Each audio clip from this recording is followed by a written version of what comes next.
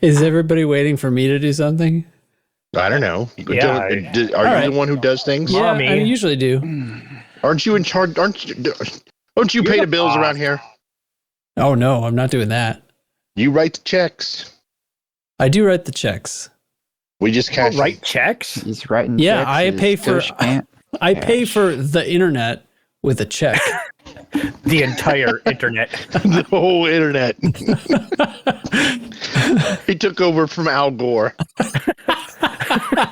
Al Gore paid for it with quarters. Literally counted out quarters to pay for Yeah, the we've internet. come a long Well, way, you know, society. inflation. Yeah. All right. This is the 20th of February in 2023. Nope. You blew it! It's not. It's 3309.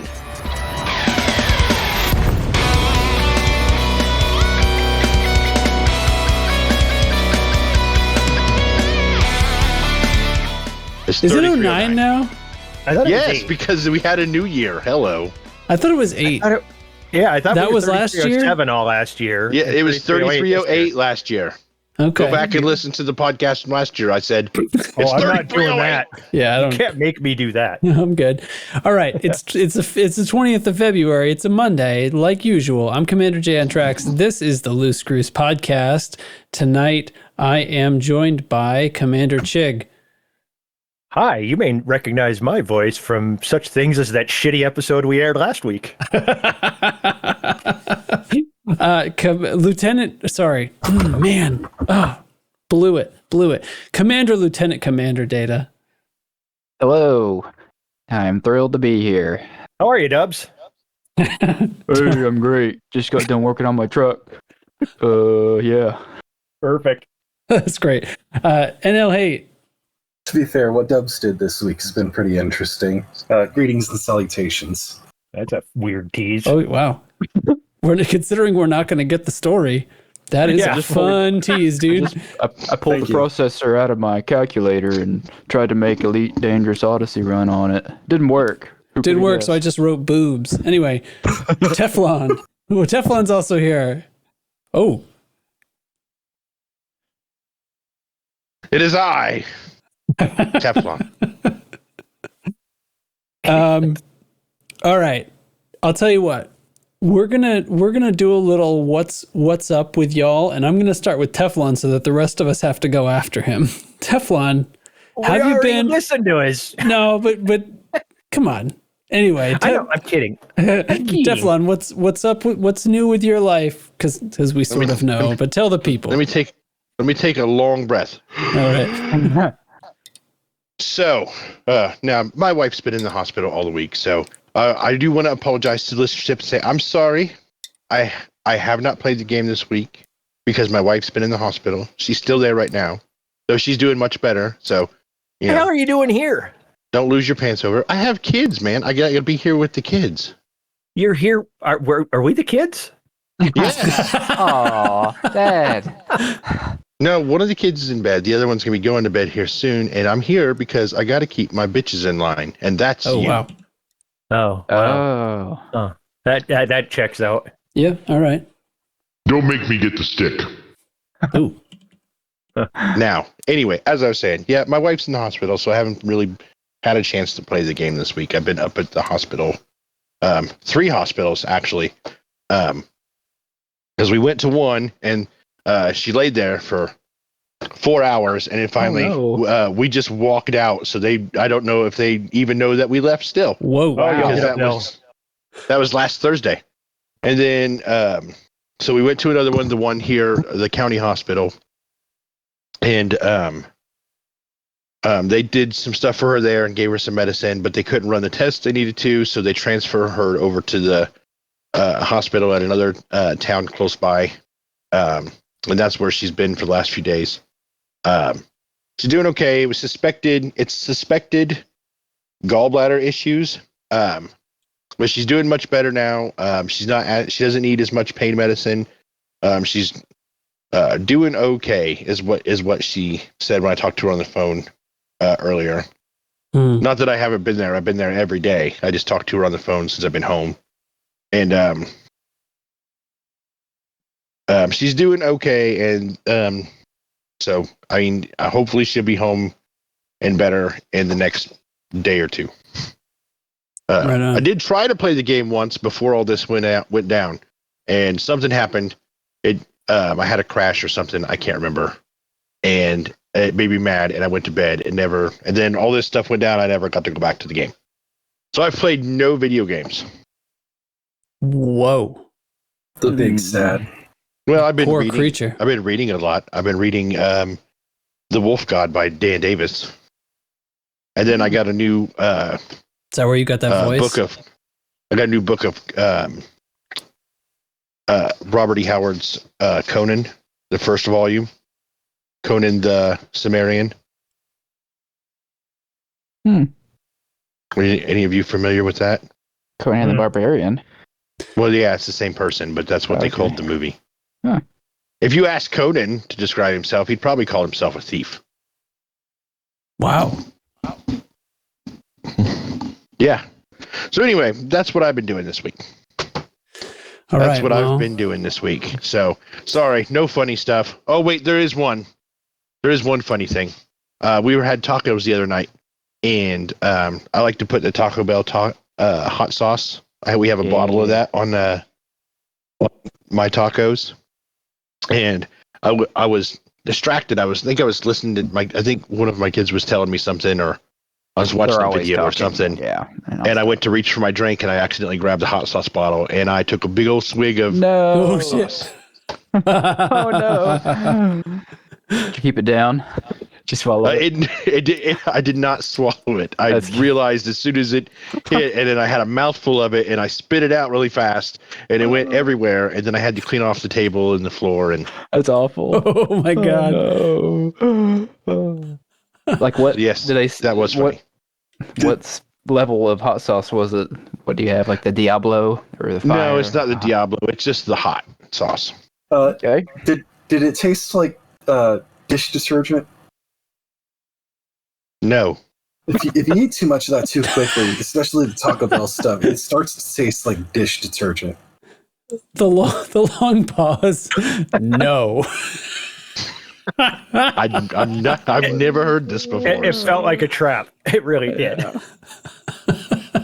No, it tasted like hot sauce.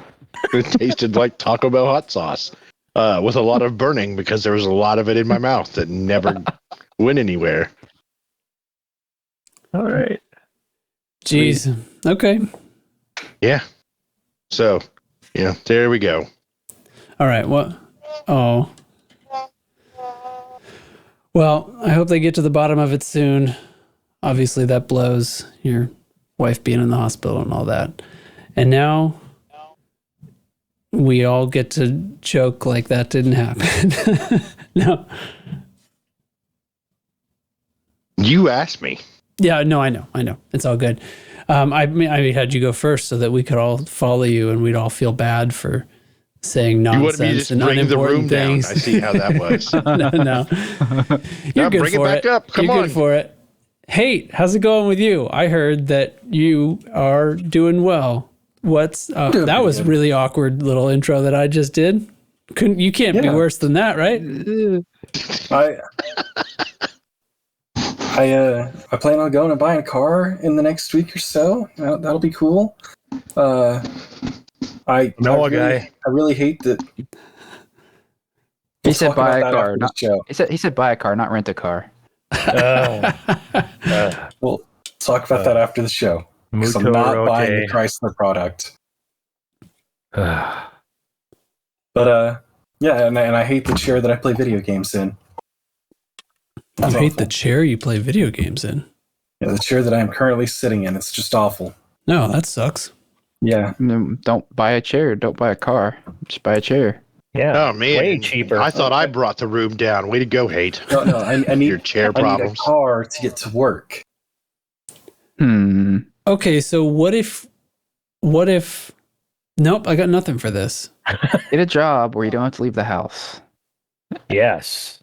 Right, but then I have to sit in the chair. No, but you instead of buying a car, you buy a good chair and you stay at home. Right, but then chair I still get to work. The chair is like a fraction of the price of a car. That's her problem. I mean, a car really comes with multiple chairs, if you think about it. So buy the car and take one of them out of it and bring it in the house. See, that's the angle I was going for, but I couldn't get there. The car I intend to go look at does have a removable middle row of seats, so that is a plausible. That doesn't sound like a car. Okay, that sounds like a minivan. Man, you know what? An automobile. Dubs this is a Dubs kind of problem. So what you need to do is have Dubs come up, and he will finagle some way to attach it to like a swivel chair, and you'll have a brand new. It'll be like sitting on a gaming chair. Right. He will cut the seat out of the car with a torch. Dubs picked a bad episode to miss because he gets talked about a lot. 14mm socket, and you can take the whole racket that it sits in out. It sounds like that's what you're going to be doing at the beginning and end of every workday. Bring that sucker inside, set it up at your computer. The middle row, I don't have to put it back in. So why are you getting a minivan if you don't need the middle row? I need what seating area for one more person than my compact car has. He doesn't understand. He currently only has one child. He doesn't understand the struggle. Oh, okay. Yeah, Trax only has the one kid and doesn't understand the struggle. Right. Yeah, he means me. I don't know. I only have one kid. Yeah, but she's 14. You don't remember the struggle. Oh, God, don't let her hear you say that. Is she not 14? That's right. She's probably had a birthday since then. Yeah. I don't know. I don't keep up with your daughter's age. Gross. I'm glad you're not keeping track of my daughter. I appreciate Are you getting a Honda Odyssey? No. Oh. Toyota Sienna. I looked at them. They're way too expensive. They are. They're crazy expensive. You know what? Let's just take 5 minutes and let's just go around in a circle and all take guesses at what he's getting. This would be so fun. It has a really cool motor in it. Oh, really cool one. How old is it? Brand new. Ooh, brand new. I don't know. I should have put some game show music in here. This is the lamest game I've played in a while. I play Elite Dangerous. I don't know what's going on. You guys are in charge. Yeah, I don't know what other van. I don't know. I've lost where we're at. You guys presume van. It's an SUV. Oh. Wow. Oh, a SUV, you say? Yeah. So you hate the planet. That's what you're saying.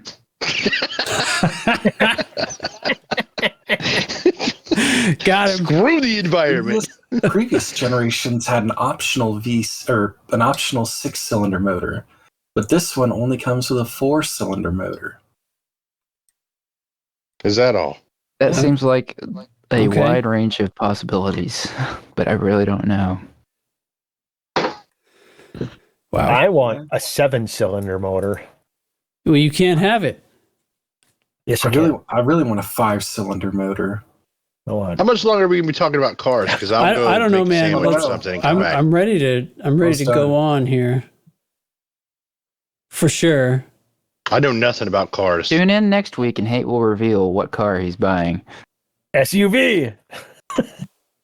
Automobile. Right. I bet it has 4 wheels. Does it? You said an SUV. Yeah, I sure did. And? I don't know what SUV only has 3 wheels other than anything Dubs drives. There's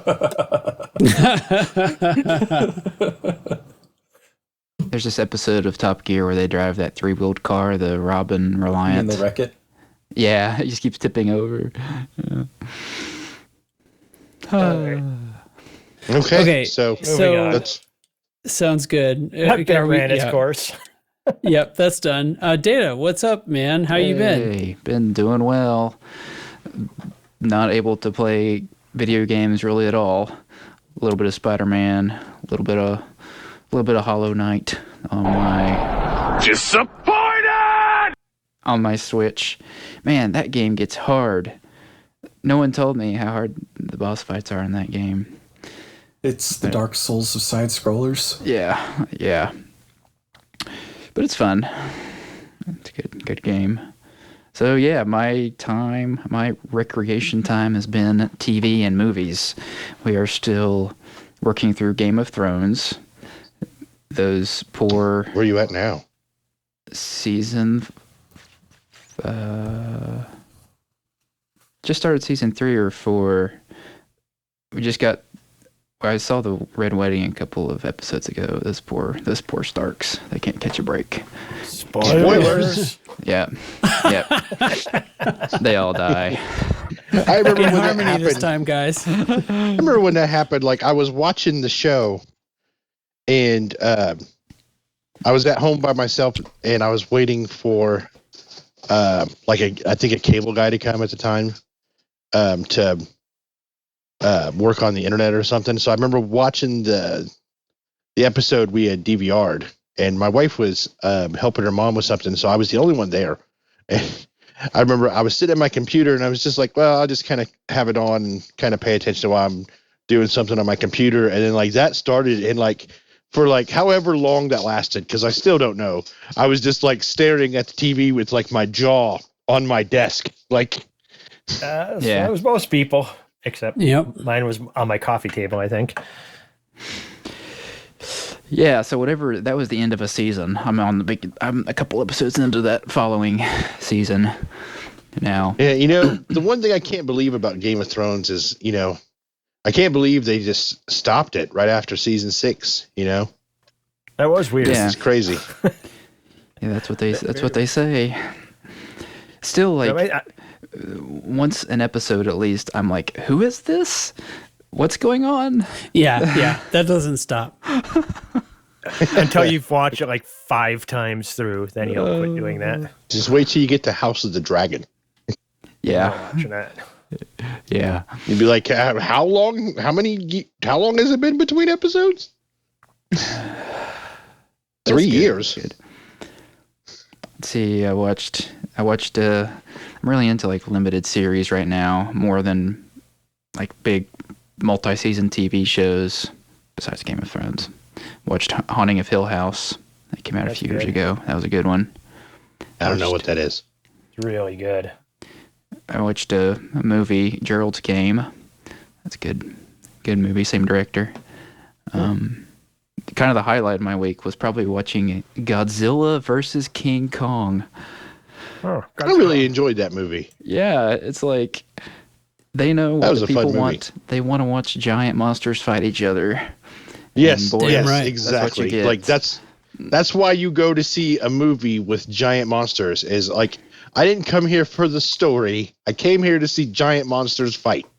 Like, yeah. And the people who made that knew exactly what they were making. I'll just say a few random plot points just to pique everybody's interest. Hollow Earth theory is true. Godzilla uses his atomic breath to drill all the way through the Earth into the center of the Earth to attack King Kong, who is at the center of the Earth. And right on. King Kong. But if the Earth, King Kong and Nope, Godzilla, you're making a mistake. King Kong and Don't question Godzilla it. team up against Mechagodzilla, who is being controlled by Ghidorah's skull. The skull, just the skull, huh? Yep, just the skull. Because they're using the skull as a supercomputer to control Mechagodzilla, but it took over and killed the human pilot. So, yeah, some hot kaiju on kaiju action. sounds like Ava. with like very minimal human drama Don't sprinkled laugh. in You there. didn't get that joke.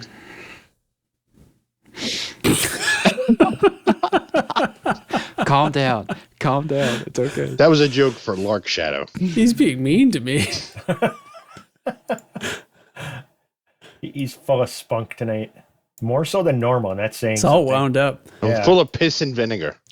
Is that what you're calling it? Yes, this is what I drank before the show. Kinky. Damn. That checks out. Oh, I logged into Elite long enough to move my carrier out of Bumbo ahead of the, Oh, finally somebody played it. the invasion. Yeah. That was it. But I've been following along. A neat little Galnet story dropped today about some upcoming module that we'll get. So interesting thing there. I agree. Nice. All right, Chig, you and me, man. All right. They've talked so much. I'll just drop one thing. My daughter is 15 years old, and I know that because I signed her up for driver's ed over the course of the last week. So fuck my life. I'm old, and my insurance is about to go through the roof. So I've been stabbed. I've been hit by chairs. I've been beat up. Alrighty. Why does the sound clip stop there? I'm not complaining. I'm just wondering why. Because I cut it off there. Appreciate you. That's it. I'll end there because everybody got to listen to me blather last week. So moving on. Did you guys play CQC? No. There was just chit chat about it. No, I logged on to the game. It was the first time I had logged into game. I know people hate hearing this, but I hadn't logged in. So I logged in because I was doing some other stuff, and I just said, I'll just sit in a CQC lobby and see if anything, happens while I'm doing other things. And then a game started, and it was single malt Scotty. And I'm like, he's just going to murder me all day. So I'm like, well, this would be fun. So I decided just to do nothing but ramming. So I was trying to just ram him to death. And he was using like the plasmas and only trying to hit me with those. So it really, I think I died 3 times. He didn't die at all. I never fired my guns. And then at the end of the match, the game crashed. It was cool. All right. It couldn't handle the awesomeness of what you were trying to do. It was like, dude, seriously. Yeah, it was unfortunate, but yeah, because that was the only time I really got to log on. All right. Well, I've been doing some stuff. I haven't played all that much, but I did do typical battle night on Tuesday last week, and so something that happened, I went and I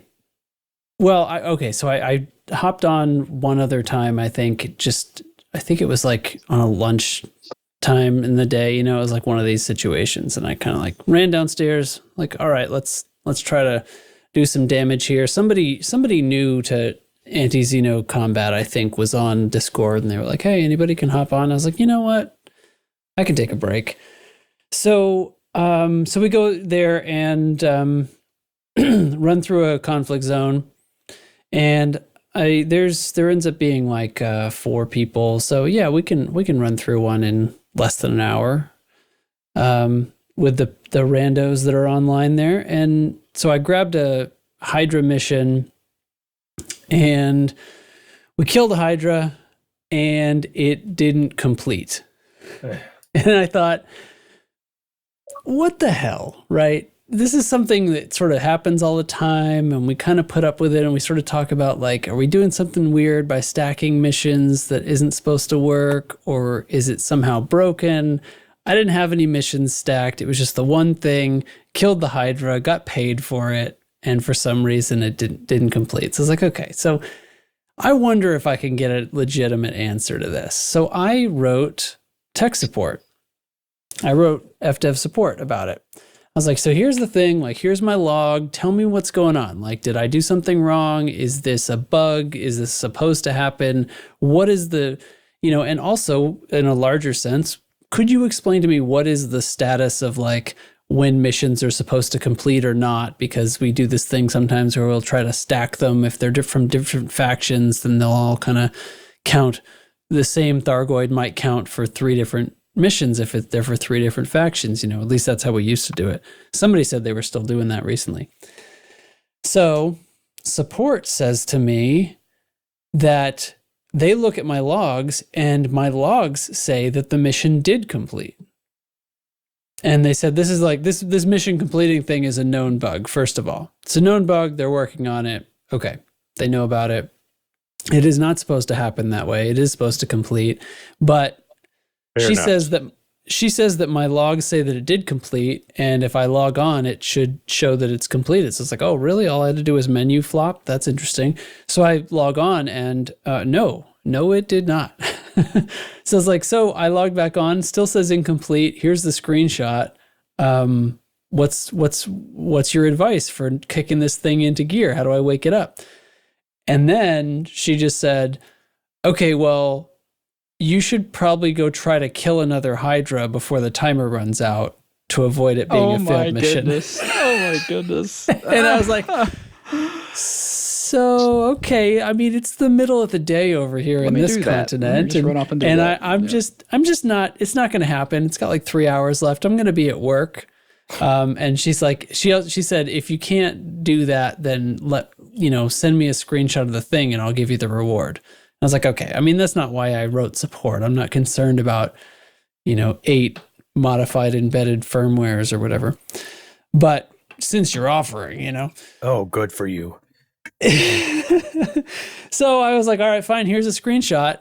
And in addition to that, it was also sort of funny because then she replied with, okay, great. I put there was some commodity. I was like, obviously I'll take the engineering mats reward. And she was like, okay, the commodities are in your Corvette now because the ship you were in didn't have room. And I was like, okay, but that's not the reward I said I would have picked. What? and whatever. So they were like, oops, sorry. Anyway, so it was this back and forth like several times throughout the day. But I asked if there could be some clarification additionally. Like, I accept that this is a bug.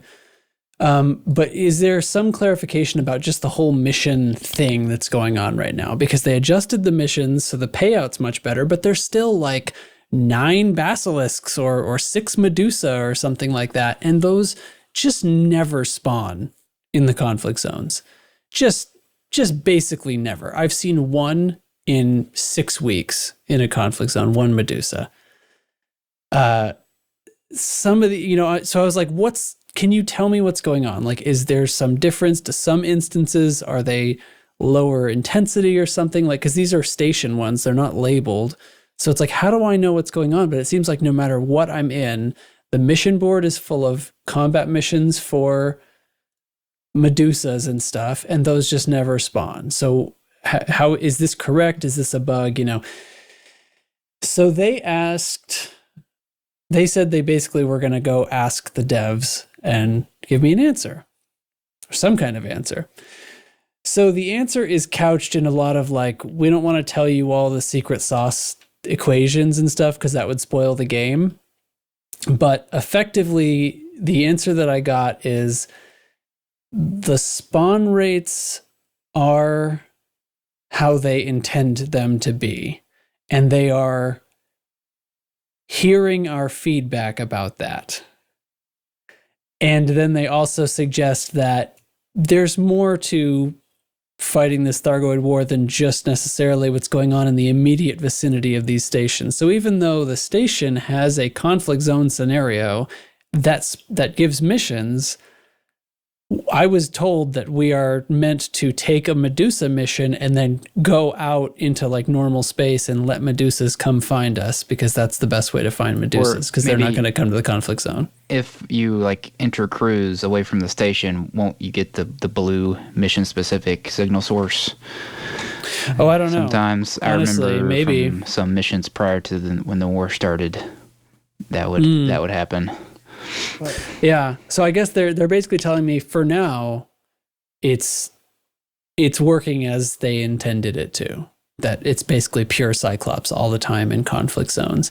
They say things like some of them are, higher risk. Here's the quote. It all boils down to the higher the risk, the higher the reward, which can also be reflected in what enemies will spawn in CZs. Starport missions are concerned not just with their immediate surroundings, but the system as a whole. So killing harder interceptors is a higher challenge with higher rewards. So going to more dangerous systems in open space, for example, will likely give you better chances of seeing more dangerous Thargoid ships than relatively safer stations. So I guess I'm supposed to take a mission and then go to Thargoid controlled system to find the Medusas or something. So I reiterated that seems broken, but anyway, according to them, they're listening to feedback about that. My brain blacked out when you said they gave you the commodity reward and they put it on a ship that was in storage. Yeah, so that's news. They can do that apparently. So I'm sitting here in like a Challenger, or my character was, and they wanted to give me 26 whatever articulation motors or some nonsense. So they put it in my Corvette instead because there wasn't room on this ship. Instead of putting it on your carrier, maybe? With Or I mean, I didn't even know they could do that. I mean, I guess I should have assumed. That's where my brain locked up first. Yeah, mine too, because I was like, how did they put it on an individual ship? So they can do whatever they want. Did they actually do it? Or if they did it, would it have switched you to your Corvette? It didn't. Well, I mean, I logged in and I wasn't switched to my Corvette. Did you go to your Corvette? My Corvette and see if was they were not there, at the same or did location. You forget? Honestly, I didn't check if they were still on the Corvette. I want to know if they're there. That's okay. So I'll tell you what. That. I'm grabbing passenger missions right now. But as I pass to the rescue ship, I'll stop at my carrier and see if my Corvette currently has cargo. I know. Because it's not possible for us to do, right? So what would that look like in the menu? That's interesting. I mean, because if that were the case, like all of my stored ships would be full of limpets. Like, if you go to switch ships, it makes you go back out and sell them. If it just dumped the cargo into your other ships for you, that would be right. Yeah, I can't tell you how many times I went to go switch ships and forgot I had limpets in there. Yeah, but that's just it. Right. Why couldn't you just store your ship with the limpets on it still? Because it's not supposed to work that way. But apparently it can work that way. That's why we're having him check. But every ship, if I'm going to store that ship and I've got limpets on it, I kind of know I'm going to buy those limpets next time I pull that ship out. So just leave the limpets on it if that's a thing. I don't know. I'm okay with that. I don't know why that has triggered me so bad. That's just, it's I know it's stuck in my memory too, because I was like, wait, how did they do that? I don't remember anything you said after that. My brain has been just locked on that the whole time. It's constant computing of trying to figure out how does that work? Okay, I'm going to fly to my carrier right now. With the numbers and stuff above my head. That's what was happening. Yeah. Okay. All right. Well, I'll go check out my carrier. But anyway, that's the only other interesting thing that I've done is a Thargoid came here while I was underground. In your life? The only interesting thing? Oh, there's a Cyclops here shooting at me. Oh well. He's not paying any attention to you. I noticed. Yeah, sorry. The other thing I'm super interested in and started playing the Metroid Prime remaster that came out for Switch. I'll get that one of these days. It kicks ass. Yeah. That game rules. Man, if we're going to talk about Switch games, I'm so excited for the new Legend of Zelda game. I cannot even wait. I might not be on this podcast. What was the for first a month. game? Metroid? Is what you said? There's a new Metroid? Yeah, I want to hear about the Metroid Prime was a GameCube and eventually Wii release. And it's like gotten a remaster, and they did a great job of it. Like they actually like did it up correctly. It has updated graphics, runs at a higher resolution. It's basically it's a port for Switch that is like a native port. It's not emulating GameCube. It's pretty great. Cool. And I don't have a Switch. So I'm emulating it, but anyway, buy a copy and emulate it. Buy a copy for legitimacy and supporting game devs who do a good job with their remasters instead of just phoning in a crappy port. 007. Now as soon as you click publish on this podcast, we're going to get a lawyer from Nintendo. Yeah, I know. I don't give a shit. They got their money. Anyway, it runs happily on my computer, my 3080 and everything. I'm running it at 2K resolution. It's fantastic. I've heard Runs flawlessly. nothing but good things about this remaster. I'm so getting that my Switch looking right forward after the show. It's only $40 too. Not a net. And I put this love on that my game. list. It was. I mean, Metroid is a boy. This Thargoid will not leave me the hell alone. Cannot get into Super Cruise. Anyway, yeah, that was a fantastic game. I loved it. I actually played it on Wii back in the day. I played the third one on Wii. Yeah, it sort of reboots the series too. So it's not like you have to have played other Metroid games to get it. It's a reimagining of the whole thing, and it's fantastic. The idea is they'll at some pace remaster. The speculation is they'll remaster the other two ahead of Metroid Prime 4 whenever that one comes out. Yeah. Maybe that's the answer to the Thargoid War. Maybe we just have to find a baby Thargoid and rescue it and take care of it, and it'll think we're its mother. And then later on, when we're fighting Mother Brain Thargoid, it'll come in and save the day. Yeah. It's genius. Awesome. Huh. All right, I'm finished. What happens now? What do we do? We have show notes. Oh, we do. We have show notes. All right. Well, let's get into actually talking about Elite then, right? Let's. Let's talk about what people came here to see. We were just talking about Elite. Elite Dangerous Odyssey. Let's do a squadron briefing, and it's time to do it and go. Incoming priority message. Squadron briefing.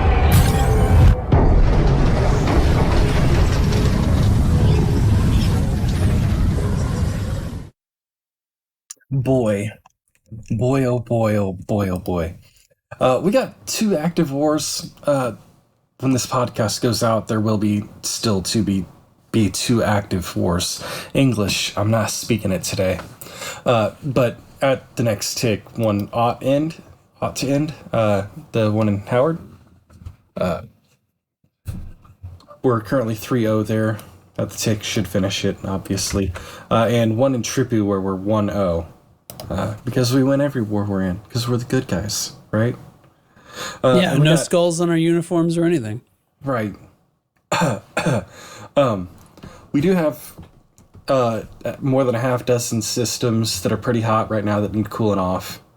So if you want those, I'm not going to put them here in the show notes because they get wordy and long-winded. They are in the standing orders chat on the Discord. And our 2 primary targets in the Oya Maelstrom are HIP 6913 and jaoi. Jaoi.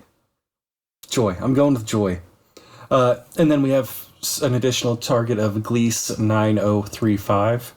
Because we're looking really good at, keeping the Oya Maelstrom under control. In the soon TM, we may even start pushing on some of the control systems here at the Oya Maelstrom. Yeah, if you look in GalMap, you can see how many systems are affected at each Maelstrom, and Oya is the smallest by number of affected systems by pretty big margin. Yeah, it's huge. And that's without the help of AXI, because they basically don't pay attention over here, and they're still partying over at Tyrannus most of the time. Yeah. Go us. Go team. Yeah, we rule. That's all we got from the BGS right now. That's it. A lot of places, but not much to do.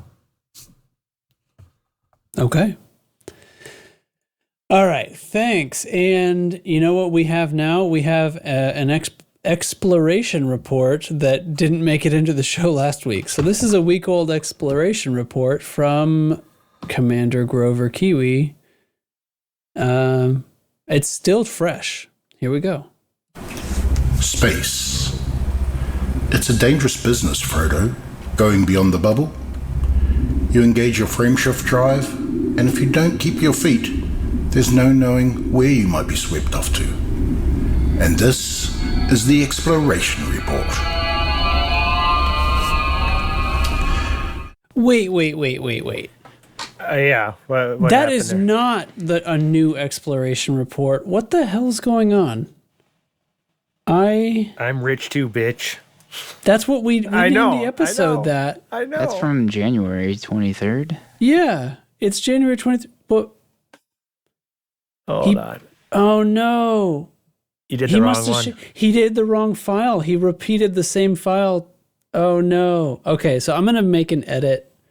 So by now I will have already made an edit here to snip that out. Oh no, Grover, I'm sorry. You uploaded the wrong file, and I didn't even look at the file name, so I didn't notice. It was supposed to be something including discussion of the full spectrum scanner and how to use it and all that stuff. I was listening to that and going, this is weird. I feel like I recognize everything he's saying. I know. And then he got to the end about I'm rich too, bitch. And I was like, oh, shoot, we definitely used that as an episode title. That's damn. fine. Grover, right. if you're available next week, come on the show with me. I need an extra voice. Yeah. And you can talk. We'll talk exploration. Everybody wants like lessons on stuff. You can cover a whole bunch of crap. All right. Also, like, give his dog back. You've had it this whole time. Well, yeah, that's the opportunity is for us to, talk in person at the same time, and then I can, give him his dog digitally back. I can find out how any of this works. You be a guest on the show, and I'll give you your dog back unharmed. I already gave him his dog back. It's sitting in his Corvette. Jesus. Okay. By the way, I've arrived at my Corvette, and I can't tell. Obviously, there's nothing built into the game to see what cargo is on a ship. I know that's in shipyard. Get on your Corvette. I can't. I have passengers on board. Fuck them. Just kidding. But there's no I can tell that my Corvette has a capacity of 32 tons of cargo. That's it. Because it's not built into the game to show me that, because there's no way for that to happen. So yeah. I think probably they took it out. Probably they took it out when they fixed it and did the correct reward. Oh, they gave you the correct reward? They did reverse it? Yeah. They See, switched it around and I blew it? You blew it. What? Maybe they actually did something to the game magically, and we were going to be able to store stuff again. And now you ruined it for all of us by insisting on the correct reward. I'm telling you. Oh, wow. I didn't realize it was that bad. Yep. All right. Yep. Well, you know what I do have that is actually brand new is a Blame the Bard. Are you sure it's the right one? Well, it is scrolling up. It says the 19th. He made this yesterday. All right. According to his file name. All right. Anyway, here we go. On the board, the Tin Helium Express!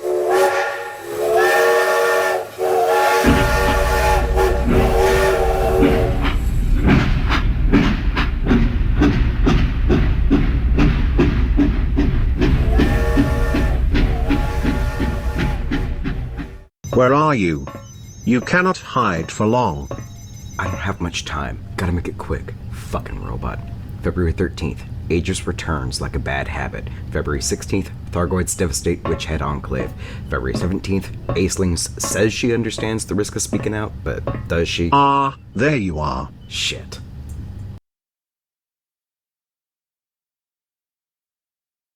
Wait, that's... Oh my God, is he still alive?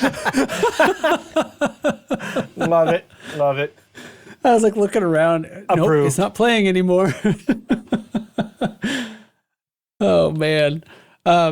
Well, since he recorded that, there was another Galnet today that's sort of important, isn't it? Data, you were starting to talk about that earlier. That's right. Aegis is gonna make us some caustic heat sinks, baby. And who is it? That Tanner? sounds cool. Somebody's like gonna personally test them. Some caustic sinks. Yeah, he's flying into a Maelstrom to test out the prototype. Which we got. And it specifically says like without a rebuy. Oh, did it say that? I think so. Or I don't know. I was listening to Galnet News Digest, so unless he put it in as flavor, but huh. So yeah, caustic sinks are becoming a thing. Yeah, which breaking the first rule of Elite Dangerous. Hints of from some of the mats you can collect in the Maelstrom. For a short time, when you click on them and it shows what they can be used to, it talks about what they can be used to manufacture. It mentioned caustic heat sinks. Yeah, ammo for caustic sinks. Yeah, not caustic. So I mean, that's still not going to solve the whole kinetic. No. Pulse, kinetic energy surge that happens, right? Yeah, so we'll see how it goes. Yeah. Baby steps. That's right. Will we be able to negate the pulse, or will we get a scanner that shows us a path? I don't think it'll show a path. That doesn't seem like something the game would. Although that would be fun. A shield, I would dig that. I would dig the path thing. I'd never thought of that. Star Fox rings you fly through. like a like a rail shooter, and you got to navigate the thing. So how will this caustic sink work? So it'll have to decontaminate us, and then just for some amount of time we'll be immune to the caustic. Yeah, I mean, it says it's going to work just like heat sinks. It's gonna basically purge the caustic damage onto an ejectable piece of whatever, and then throw it away. So, yeah, I think you'll just have sort of a time when it's active. I mean, the timing doesn't have to be at all the same. How does the in-game science on that work, I wonder? Yeah, I don't know. Nanobots. They are sacrificial anodes is how how it reads. Well, if that's the case, why don't we have nano repairs for the ships? Why can't I just? Because shut up. That's why. Why can't I just fix my canopy right in the middle of the thing? Well, do these sinks work? I'm so confused. They don't exist in the game yet. They're just a Gallium article right now. And I'm just doing a stupid lore thing. So we can't answer whatever question you're about to ask. But no, I'm reading. I was wondering if instead of having to overheat, if we can use these at other times. I don't see why not. Corrosive limpet, but I don't know either. It mentions the Maelstrom specifically, though, so that's why I don't know. Yeah. They're being developed for the purpose of surviving longer in the Maelstrom cloud. But, yeah, I mean, don't know why you wouldn't then also be able to use them in combat. I mean, what else is there to do in the Maelstrom cloud but try to fly through it at the moment? I mean, I guess it's also future-proofing whatever we're going to do in the Maelstrom cloud if we go in there. That's assuming that we're going to. You collect the I've heard it's a good place for tissue samples, too, because there's a bunch of interceptors floating around there, and they're not hostile if you don't bother them. Yeah, that's true. If you can survive, that is. Right. Huh. All right. Jesus Christ. Oh, no.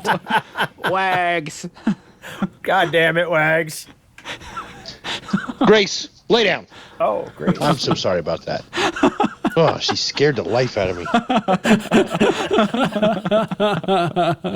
Woof. I was not expecting that at all. That was great. That was my dog, Grace. Welcome Grace. to the show. Jesus Christ. Stop barking at the cat. He lives here. You see him every day. Jesus. That's great. That's great. Okay. Well, so carrying on then, let's see. There's various things happening and there's news.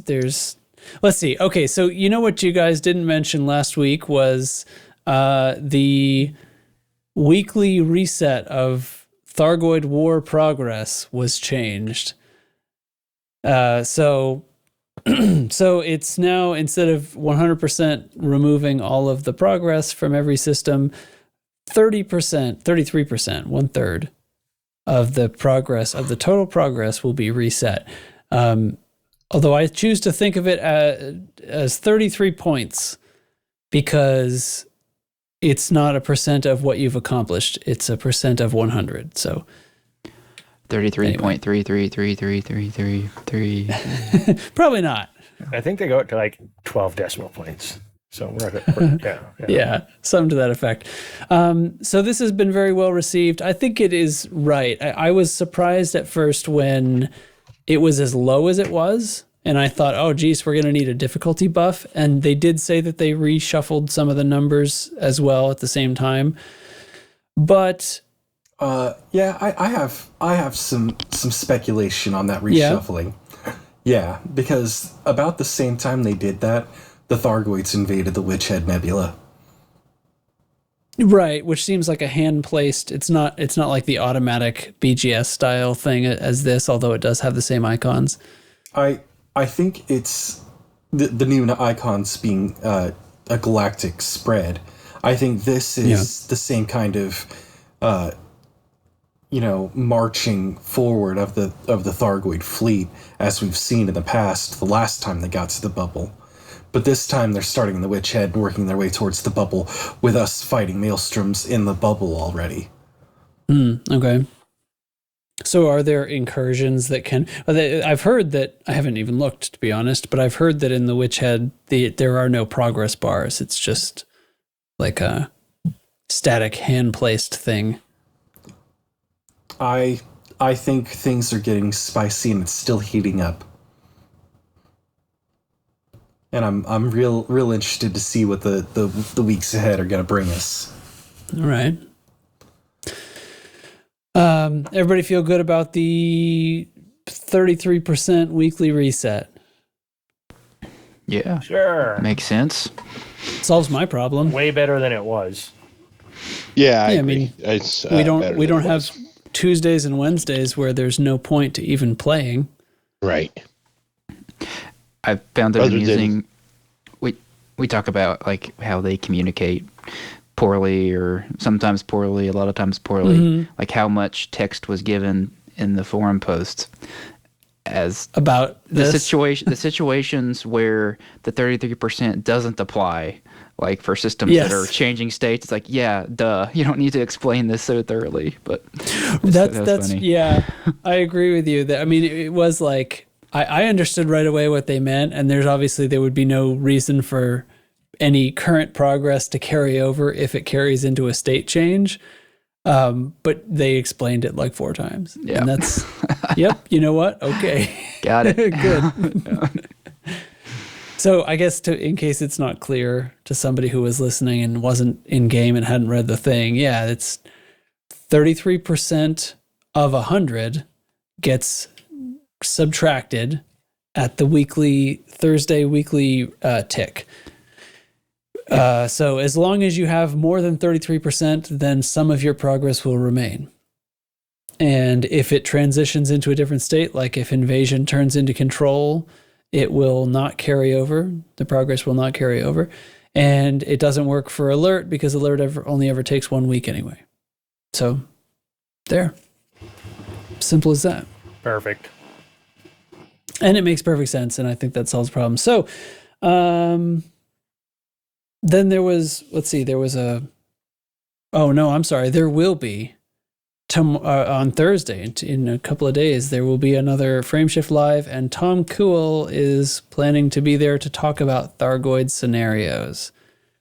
Maybe he'll give more information about what I was asking about and wouldn't get an answer out of them for. But I don't know, because it hasn't happened yet. It's in the future. Was it Ask Grover? Yeah, well, unfortunately it's so far in the future, even he doesn't know yet. That's Thursday. I can't believe that. You can't, huh? I believe it. I can. I'm gullible though. All right.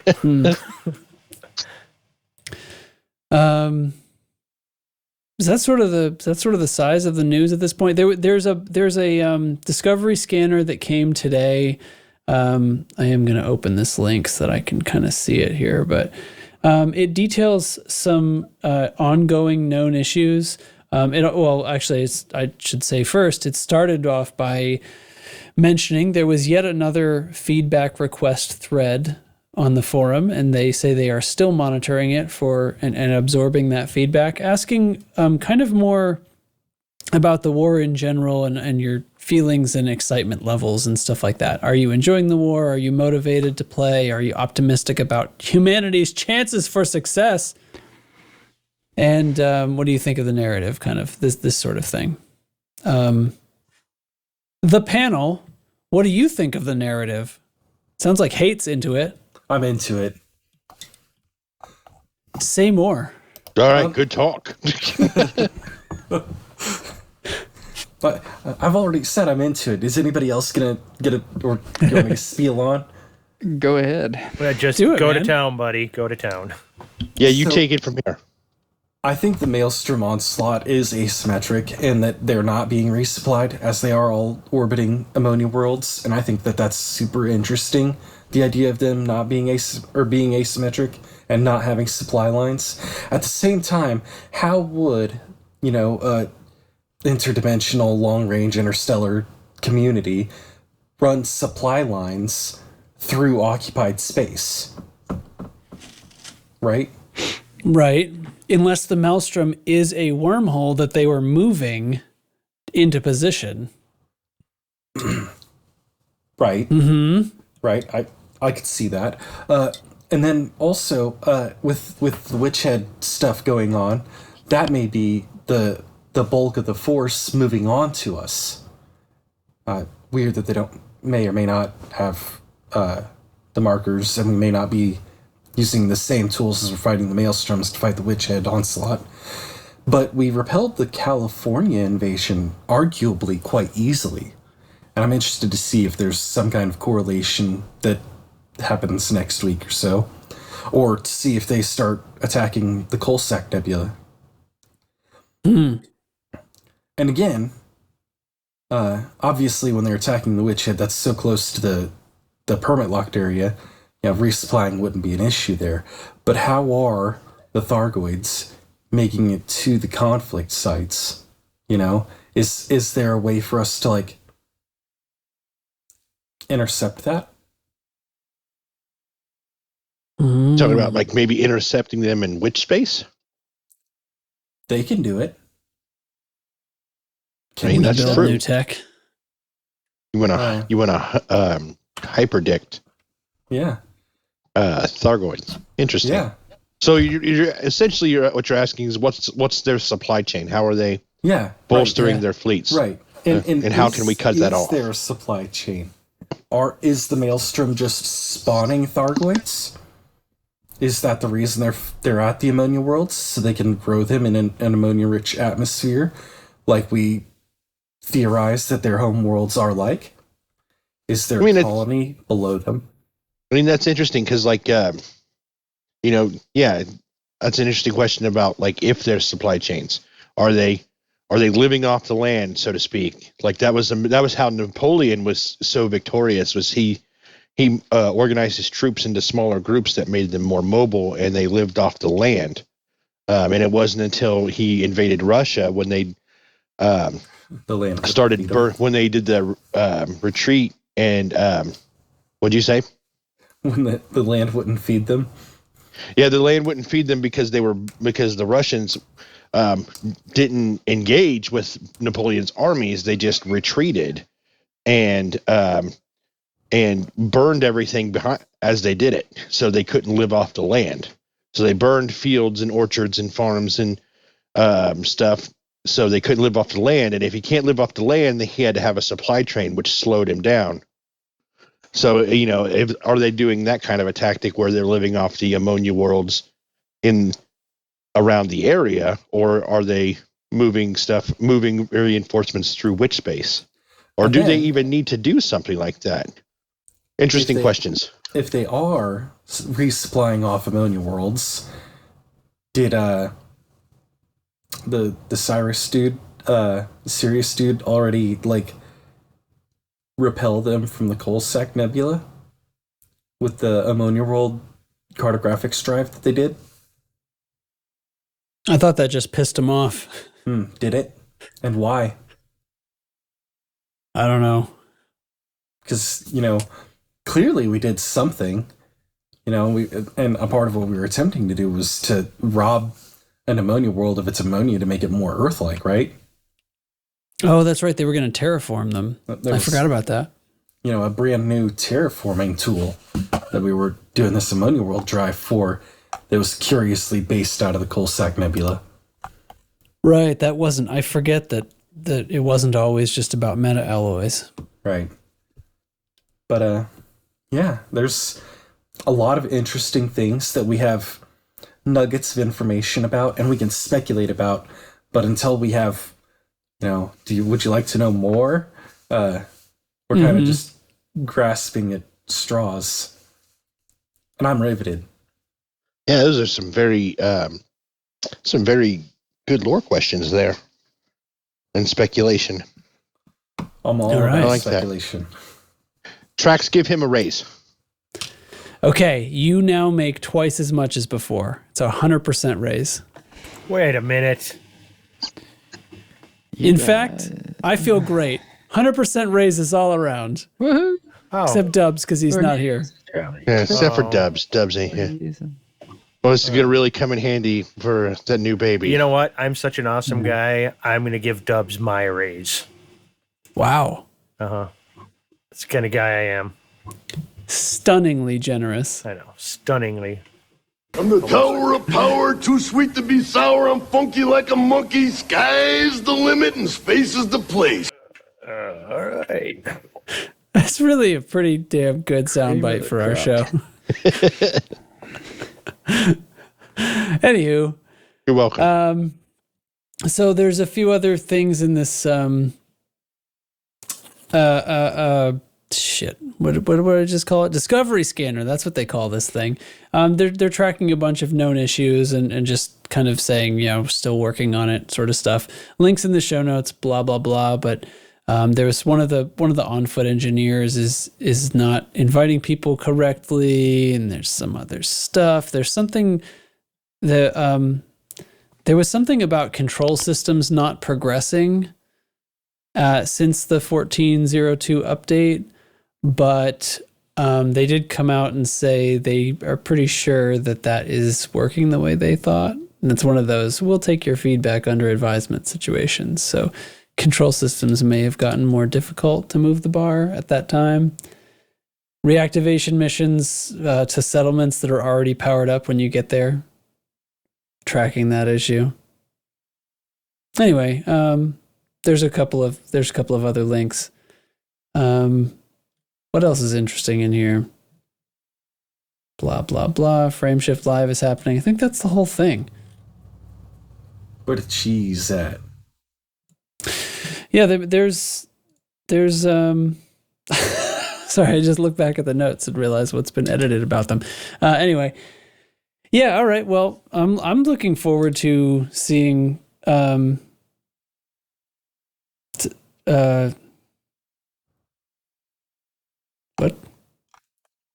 Chig has guests over and will not be returning tonight. Oh, Chig had to bail. Oh, sorry. That's all right. So anyway, what was I saying? Oh yeah, I'm looking forward to Thursday stream to hear whatever it is Tom's going to say about Thargoid scenarios, because I like Thargoid scenarios and I'm very interested in how they work and to a certain extent how I can make them work for me better. Yeah. I do like that behind the curtain kind of thing. Yeah, and I usually it's interesting, so I hope this one doesn't disappoint. I don't know. I'm realizing now that I'm probably building it up too much in my mind, so I'm gonna give it a rest.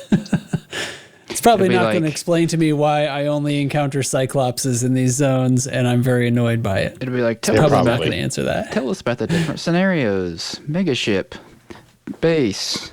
When can we expect McThargoids to show up on every station? What does intensity mean?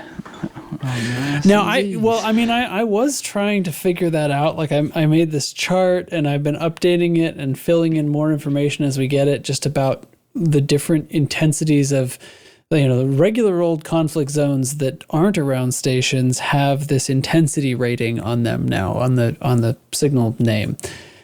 And I was trying to sort of measure those by how much they pay and try to see if there's some correlation. So if I can see that like some station instances that pay the same as a medium conflict zone, then maybe it would have the same properties and maybe the same spawn rates as that. But I found that none of them correlate at all. Generally speaking, but this is really interesting considering what they said to me about how like they basically were telling me that the station conflict zones were sort of considered low difficulty, low reward scenarios where only Cyclopses were going to show up because they pay generally more when you like complete the scout phase and stuff like that. They have a higher payout than the conflict zones that are like even high intensity conflict zones are very high intent. There's even one bigger than that, a very high intensity conflict zone. And, so I'm a little perplexed by that. I don't think that quite lines up. I think it's a little strange. So anyway, interested to see what he'll say about that. Me too. I hope I can make it to the live stream. It's also been a while since they've had me in there harassing them.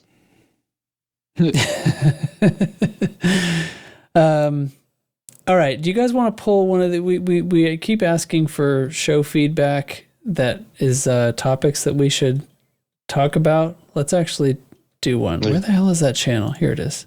I mean, I don't care. I'm not the cops. I wrote that for you guys last week, and you were like, "Nah." I just like to say I'm not the cops. That's what the cops would say. It is what the cops would say. Okay, how far back should I go on this? I don't know. I can't even find the show feedback channel anymore. There it is. It's under show segments. Yeah, I got it. While you're looking for that, I just want to address something real quick. Lay it out, man. From earlier on Bard's segment.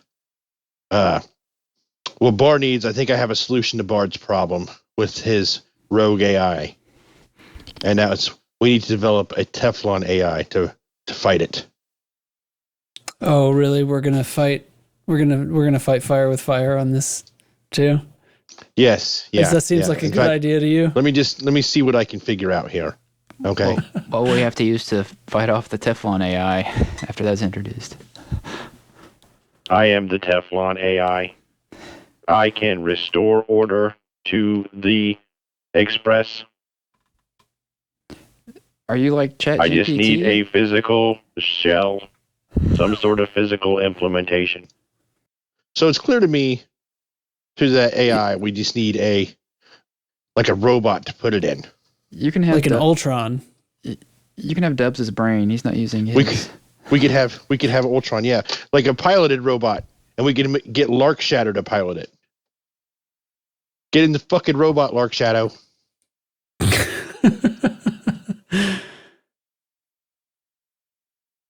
What do you guys think? You think a Teflon AI can do that? Yeah, we're in safe hands. Mm-hmm. I am equipped for hostilities with other AI. Put me in, coach.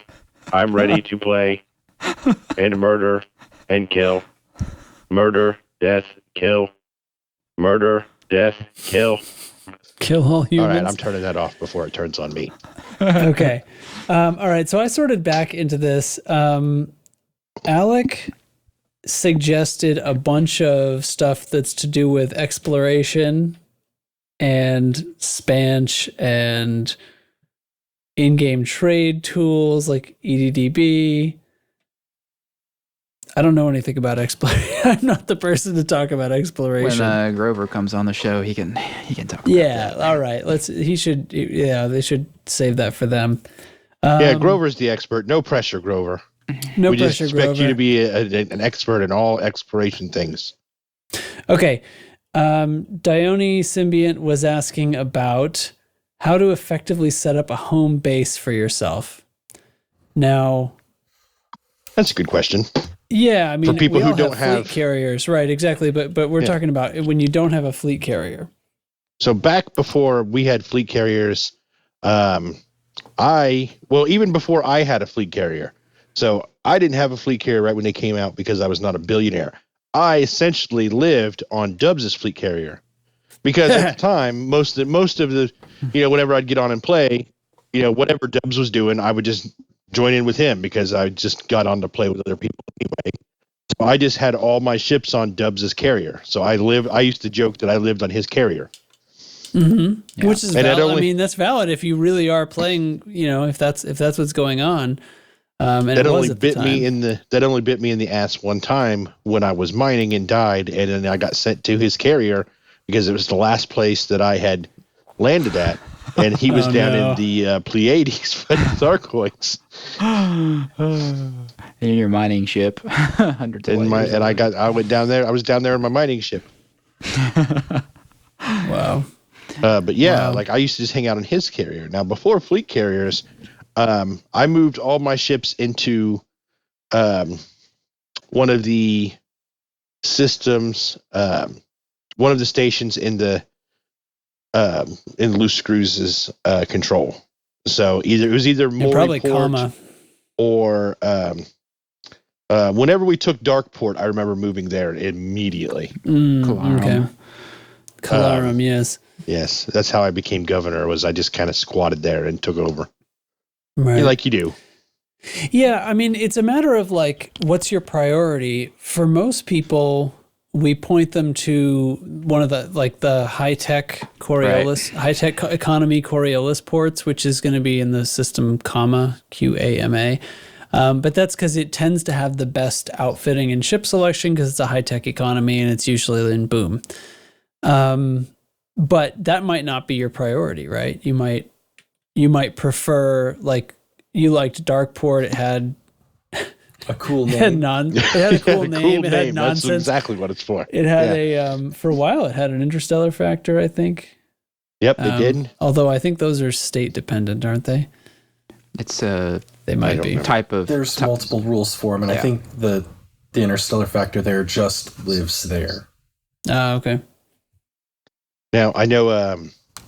Before that, I lived at like Moriport, and I still do this. Like ever since I got elite when we were out on our expedition on Distant Screws 1, and so ever since then, whenever we came back to the bubble, I always build new ships in Shinrarta. I always go to Jameson Memorial to build new ships because that's you have to be elite to get the permit for that system in something, and that station just has everything. So normally what I'll do is I'll get my exploration ship. Yes, I'll get my exploration ship, my little one, my Diamondback Explorer, and that's just like it serves as a courier through the bubble for me. So like I'll fly that one to Shinrarta to build a new ship, and then I'll eventually just have it transported back or whatever. Right. Now, when I did engineering before I had a fleet carrier, because now I just move my fleet carrier wherever I'm going to go. Ty on the show one time compared it to having like a toolbox, and that's very much how I use my carrier is like a toolbox. So I jump my carrier wherever I want to go, and I just use whatever ship I have that fits the job. Before then, I made sure I had a fuel scoop on everything. That way I could jump it in case I had to jump it somewhere, or I would go ahead of time in my Diamondback and have it transferred. And that's how I did engineering before I had a fleet carrier. Was I used to jump in my Diamondback and have the ship transferred. Mm-hmm. Mm-hmm. Like I would have it transferred, and then I would go get whatever commodities to unlock the engineer and do that while the ship was in transit. And that way I could then hop into that ship, do the engineering, hop back into the whatever, my trading ship or whatever I needed to do, and then go to the next one. So that's how I did it. How did you guys do things before you had fleet carriers? I only had to make the choice a couple of times. I don't really remember having a home station before I started playing with Loose Screws Folk. So my first real choice was Moriport and Ross 310, which is Loose Screws home system, which I think we obtained that on our way back from Distant Screws 1. Oh, yeah. Well, that was the That was the first port that we got installed into when the player faction actually got added. Right. Yeah, that's our home port. We can't be driven out of there. Yeah. But I think you're right. I think that happened while we were out of the bubble. Yeah, so I don't remember if we were all sort of in the same area before we left for distance. We didn't really have, we didn't have a home before then. I used to keep all my ships at Shinrarta. Maybe I did. That was my home base. Yeah. I lived in LFT 906 because it was next to Shindes until I got a lease. I could go to Shindes. Yeah, but when I first started playing, back before Engineers and before Horizons and all that stuff, when I was just learning the game and I was just bounty hunting with my other friends that played before I was a member of Loose Screws, and this is back when the game first came out, we were all based out of a system called LHS 3447, because that was just where that was right around where we all started, and that's where we hung out. And there was a station there. I believe that system has 2 stars. It does. It has 2 stars. And we were based out of a station there because it was close to where we made our money bounty hunting. And it was close to a place where we could, to a Hazres where we could bounty hunt. And that's how we made our money there. And we would just turn in back at the port and repair and stuff. And that's how I got from a Sidewinder to a Viper. And I had to learn how to do all that stuff. And I had to find a system where I could buy a Viper around there, and then get it outfitted and with whatever was around, because I was new and the bubble seemed big to me, especially, when all you have is a Sidewinder and a Viper. Yeah. And you don't know where things are, and they don't have things like Inara to check or Elite Dangerous database, to find things. You just kind of got to look around and go with what's available. Right. And that's how I learned before, when I started back in things were basic, back in vanilla Elite Dangerous. Boy, I wasn't in the game back then. Horizons was already, I started playing not too long before the update that added core mining and the Krite Phantom and Mamba. So I was like some weeks before that is when I started.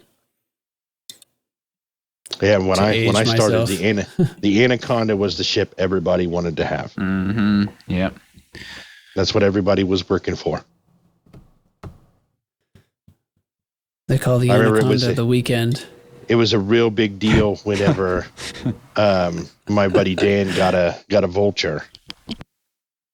We were like, man, that's so cool. I can't wait till I can afford something like that. Yep.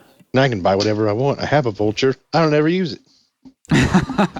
You should. It's fucking brilliant. Yeah, well, give me a reason. It'll kill stuff. Yeah, point it at something you don't like. I have Mary. Oh, yeah. Mary does that. Mary? Yes. Headless Queen Mary, my Anaconda, with 50,000 hole. and guns all the way down. 50,000. Oh, my. 15,000. Oh. Well. It's a Dubs original design, too. I said, Dubs, design me an Anaconda that I can kill. I can go in and do CZs by myself. And that's where it came from. Say no more. Wow.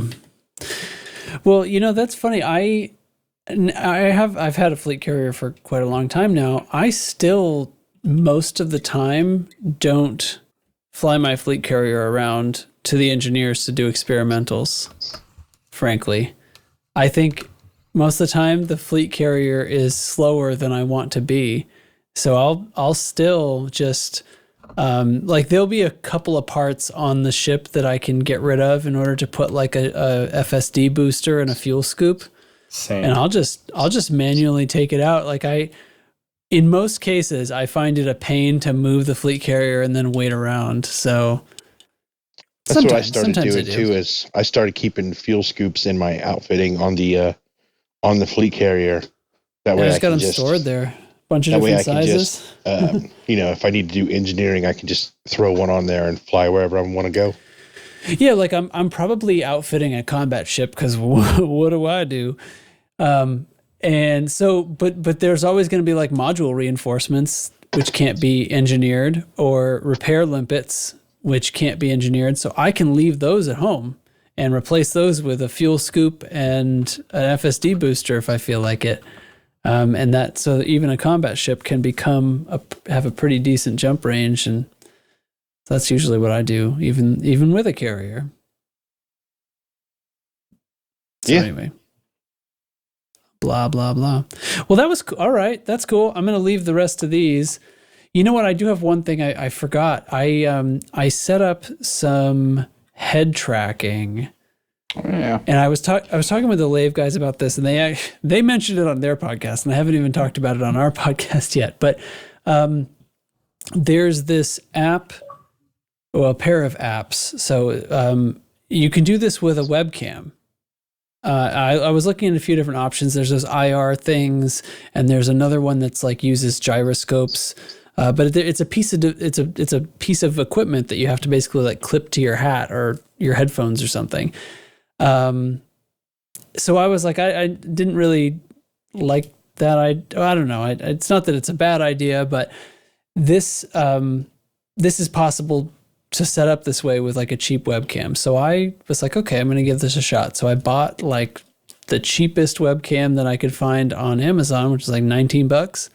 It's pretty poor, but doesn't have to be good. The resolution, it's an official Amazon review. But you don't care about the picture on it. That's the thing. Like you need a webcam that's going to be able to give you like a 640 by 480 picture. Like this one goes way higher than that. It doesn't have to look good.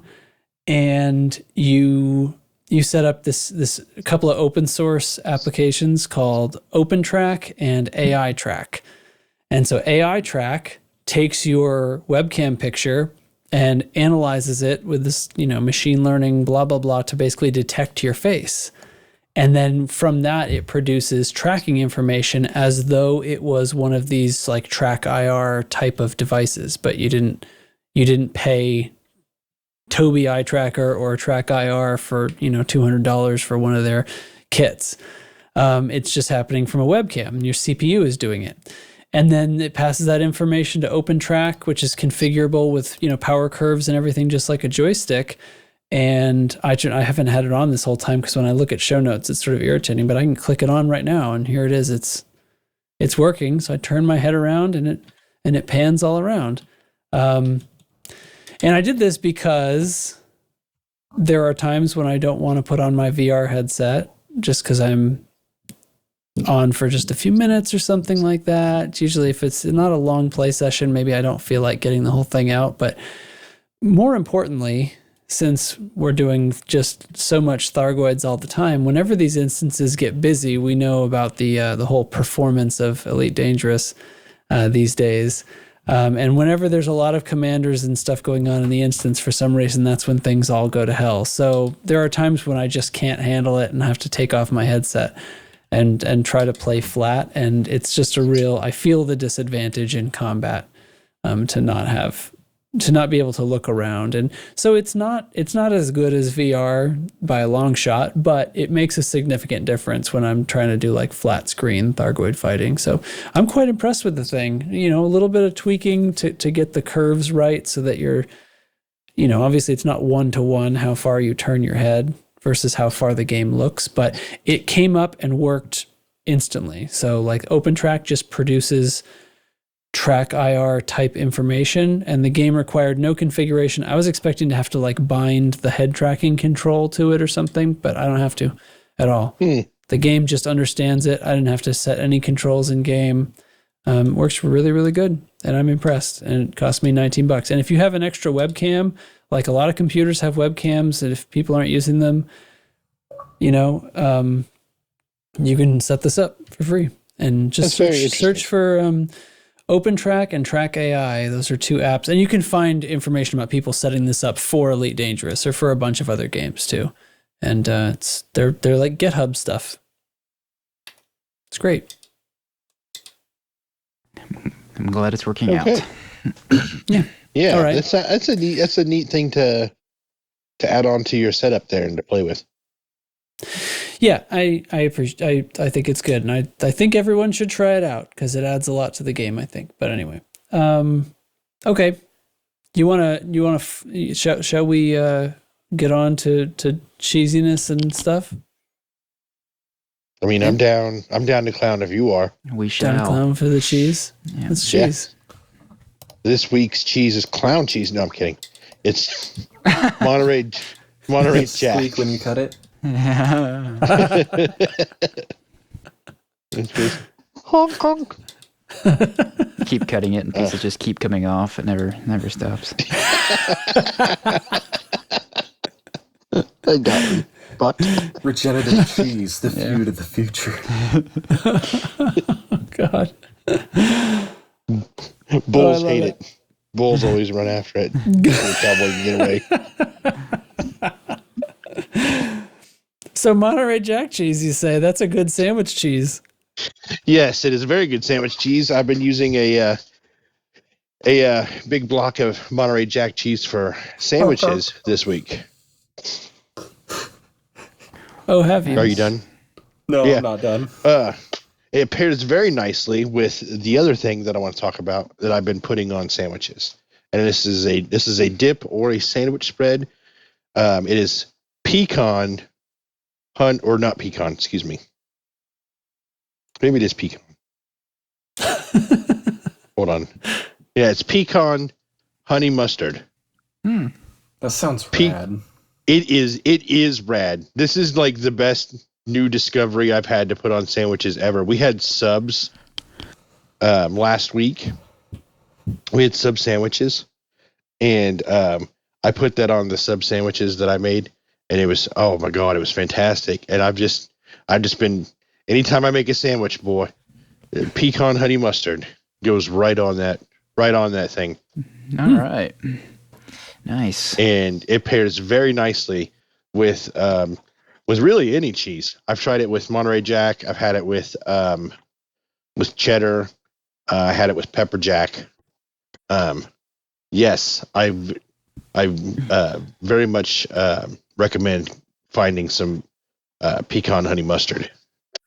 It will change your sandwich experience for the better. But yeah, Monterey Jack is a great sandwich cheese. It's a great cheese to eat in its own right.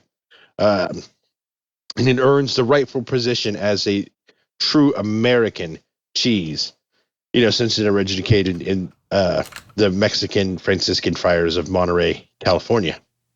Oh. Damn right. USA. So that is the cheese for the week. Sponsored by Pecan Honey Mustard. Outstanding. Get it today. Don't wait. Do it now. Order on Amazon right now. Do it. What are you fucking waiting for? What are you still doing here? Go get you some pecan honey mustard. Imbeciles. Are you an Amazon affiliate for honey mustard? Yeah, maybe I am. Click our link. What are you going to do about it? Well, I understand there's no movie anniversaries at all. Yeah, there's nothing of note for this week. So, like I said before, we'll get some good ones in March, and then they'll really start kicking off around May because, the summer That's how movie releases work. Yeah, the summertime and more modern times has become the real release period for movies. Yeah, which is totally fine. But yeah, that's where we're at. All right. Well, then that's that. There's nothing left except to say thanks to the patrons who support the show and allow and help fund. Hold on, let me start up the Teflon bot. Yeah, all right. Anyway, the patrons they help us fund things like being able to do these fantastic recordings and other things that kind of give back to the community. And we've got a few things kind of in the planning stages for doing events that'll involve some merch giveaways and possibly some other things like that. So We don't pocket any of the money. I do want to mention that every few episodes, just in case anybody thinks this is something different than it is. It's just for fun. And it's the almost Patreon ready. Hold support. on. All right, the Patreon support is also much appreciated, and we don't get paid. That's why I gave everybody 100% raise. I just have that kind of freedom when you don't get paid. Hand me the hydro spammer. I gotta turn this thing on. Yeah. No, that's the. Here's your self-sealing stem bolts. Not the sonic screwdriver. I'm getting it. Just a second.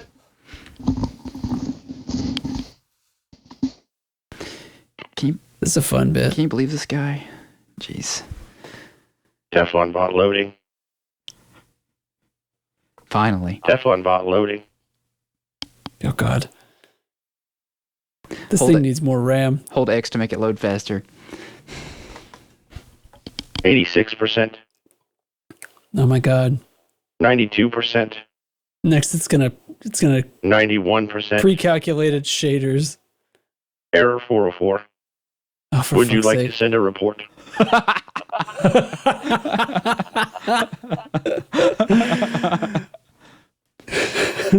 Reboot. All right. Control delete. Reboot. Running loose screws show in .exe. All right. In the meantime, visit loosescrewsed.com to see our merch store and all kinds of other fun stuff, and find us on discord.io/loosescrews where you can join the fun.